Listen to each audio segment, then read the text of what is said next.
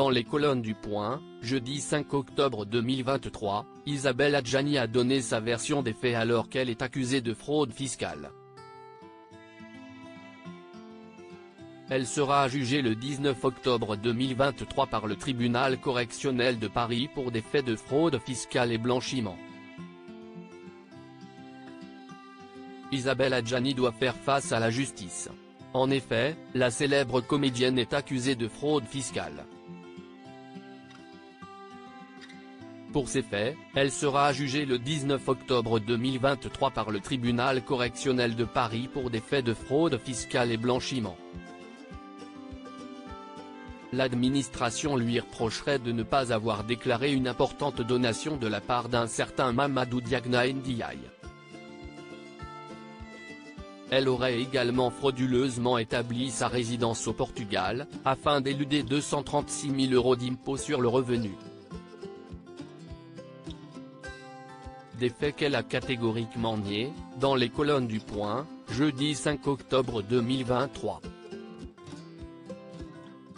L'administration fiscale s'applique, avec une insistance inégalée, à remettre en question mon départ au Portugal depuis 2017, où j'ai parfaitement le droit de résider et où j'habite dans mon appartement, a déclaré Isabelle Adjani concernant la deuxième accusation qui pèse à son encontre. D'une part, cette remise en question ne repose que sur 2 années précises, d'autre part je suis pleinement en règle tant à l'égard de l'administration fiscale française que de la portugaise et je n'ai aucune dette fiscale ou que ce soit.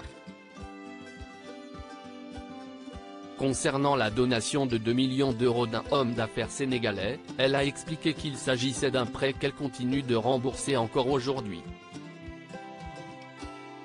Isabelle Adjani était dans une situation financière compliquée il y a quelques années. Il y a plus d'une dizaine d'années, je me suis retrouvée dans une difficulté financière inimaginable, à la suite de malversations considérables dont j'ai été victime. Monsieur Ndiaye, ami de longue date et parrain de mon fils Gabriel Kane, m'a aidé en me prêtant ces 2 millions, absolument nécessaires au rétablissement de ma situation patrimoniale. Somme que je rembourse au fur et à mesure, conformément à l'exécution du contrat de prêt, a-t-elle tenu à expliquer.